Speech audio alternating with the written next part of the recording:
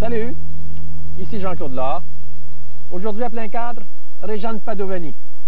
Réalisé en 1973 par Denis Arcand, le film a dû être tourné avec un budget minuscule. Les chiffres varient, selon les sources, entre 135 et 220 000 $. Ce qui pose, affirme Denis Arcand, des problèmes d'ordre pratique. Surtout lorsque tu veux faire un film qui a l'air riche, qui est situé dans un milieu aisé et qui comporte 24 comédiens principaux. Problématique que tous les cinéastes d'ici ne connaissent que trop bien.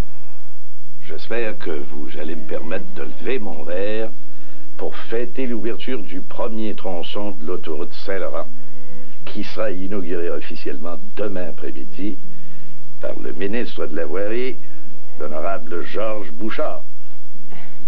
Ce film traite de la collusion entre les hautes sphères du pouvoir politique et la grosse pègre, dans une histoire de construction d'autoroutes. Lors de la sortie du film en 1973, le Québec vivait à l'heure de l'enquête sur le crime organisé et de ses ramifications dans le monde politique. On était aussi en pleine campagne électorale. La tentation était forte alors de mettre des noms véritables sur les principaux personnages. Ce qui était, pour Denis Arcand, une erreur. Ici, disait-il, on le personnalise toujours. On pense qu'il suffit de se débarrasser de quelqu'un pour que la situation change.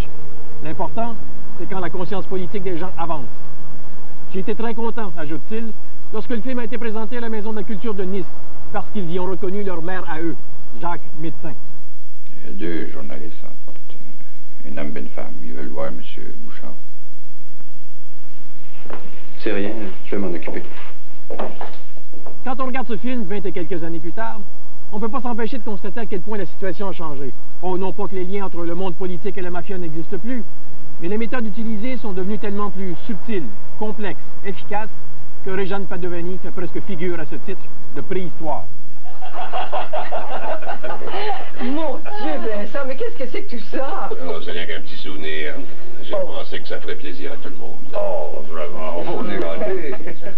Pour ceux qui ne le sauraient pas encore, Denis Arcand, c'est Le déclin de l'Empire américain, le film québécois qui a connu la carrière la plus fulgurante à l'étranger, et Jésus de Montréal.